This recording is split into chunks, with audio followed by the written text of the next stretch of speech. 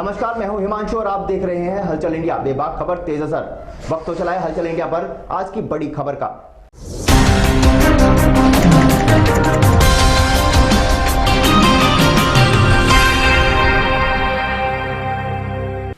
फाल्गुन मास की कृष्ण पक्ष की चतुर्दशी तिथि को मनाए जाने वाला महाशिवरात्रि पर्व कुछ ही दिनों बाद है, जिसको लेकर मंदिरों के अंदर तैयारियां जोरों शोरों पर हैं। इस वक्त हम मौजूद है जानसठ कस्बे के ज्ञानेश्वर महादेव मंदिर में, जहां पर श्री कृष्ण ने कौरवों और पांडवों के बीच समझौता कराने के लिए एक सभा का आयोजन किया था, लेकिन ये सभा विफल रही क्योंकि कौरवों ने पांडवों को कुछ भी देने से इनकार कर दिया था, जिसके बाद युद्ध शुरू हुआ। ये मंदिर हम आपको दिखाना चाहेंगे। ये वही मंदिर है जो महाभारत का साक्ष्य बना। यहाँ पर महाभारत के समय में एक सभा हुई जिसमें भगवान श्री कृष्ण ने कौरवों और पांडवों के बीच समझौता कराने के लिए सभा का आयोजन किया था। जहां पर जुए में जब पांडव अपना सब कुछ हार गए थे तो उन्हें 5 गांव देने के लिए यहां पर एक सभा की गई, जिसमें कौरवों ने साफ मना कर दिया कि वह उन्हें कुछ नहीं देंगे। जिसके बाद श्री कृष्ण ने उन्हें युद्ध के लिए तैयार रहने को कहा था। जिसके बाद जो हुआ सभी जानते हैं, महाभारत में किसकी विजय हुई और किसकी पराजय। खैर, आने वाला समय शिवरात्रि पर्व का है, जहां पर महाशिवरात्रि पर्व को लेकर ज्ञानेश्वर महादेव मंदिर में लगातार तैयारी शुरू हैं। यहाँ पर काम चल रहा है और श्रद्धालुओं के आने के लिए सभी व्यवस्थाएं दुरुस्त की जा रही हैं। हलचल इंडिया के लिए मुजफ्फरनगर से हिमांशु पाल। फाल्गुन मास की कृष्ण पक्ष की चतुर्दशी को महाशिवरात्रि का पर्व मनाया जाता है।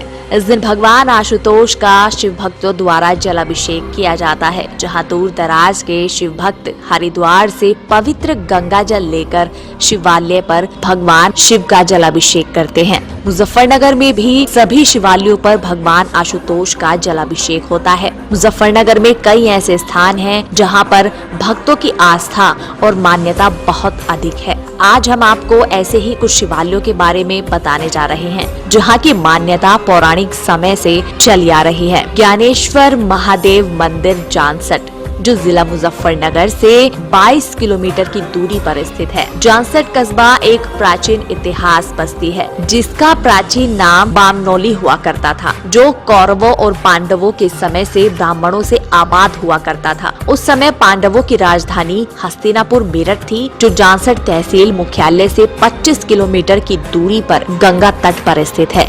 इसलिए उसके चारों ओर का क्षेत्र उनका साम्राज्य हुआ करता था। जानसठ कस्बे की मौजूदा आबादी से दक्षिण दिशा की ओर एक प्राचीन तालाब ज्ञान जौहर के नाम से तथा एक प्राचीन मंदिर सदाशिव के नाम से प्रसिद्ध है, जिसे वर्तमान समय में ज्ञानेश्वर महादेव मंदिर कहा जाता है। बुजुर्गों का कहना है कि उपरोक्त दोनों कौरवों पांडवों के समय से ही बताए जाते हैं। जब पांडव जुए में अपना सारा राज्य कौरवों के हाथ हार गए थे, तो निवास स्थान को लेकर दोनों के बीच विवाद हुआ। पहले कौरवों ने राज्य वापस कर दिया, मगर इस जीत के बाद वापस करने से इनकार कर दिया। यहाँ ब्राह्मणों की बस्ती थी और ब्राह्मण जाति एक प्रतिष्ठित जाति मानी जाती थी, इसलिए यह स्थान भी एक पवित्र स्थान माना गया।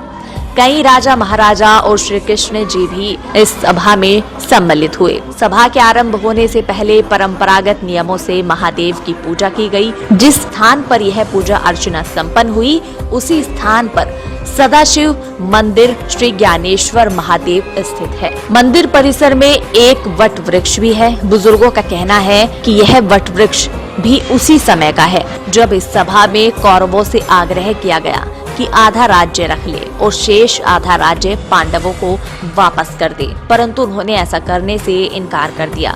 श्री कृष्ण द्वारा इसी वट वृक्ष के नीचे उतार चढ़ाव की बातें कर समझाने का प्रयास किया गया, परंतु कौरव किसी भी प्रकार से एक मकान तक देने को तैयार नहीं हुए। तब श्री कृष्ण ने क्रोध में आकर कहा, तुम्हारी बुद्धि को क्या हो गया है? तुम सीधा रास्ता स्वीकार करने को तैयार नहीं हो, अर्थात तुम्हारी बुद्धि व ज्ञान नष्ट हो चुके हैं। यह कहते हुए श्री कृष्ण खड़े हो गए और कहा कि अब तुम्हारा फैसला केवल तीर और तलवार से ही होगा। इसके बाद एक महायुद्ध हुआ, जो पूरे विश्व के इतिहास में महाभारत के नाम से विख्यात है। बताया जाता है कि उसी समय से इस बस्ती का नाम जानसठ हो गया था।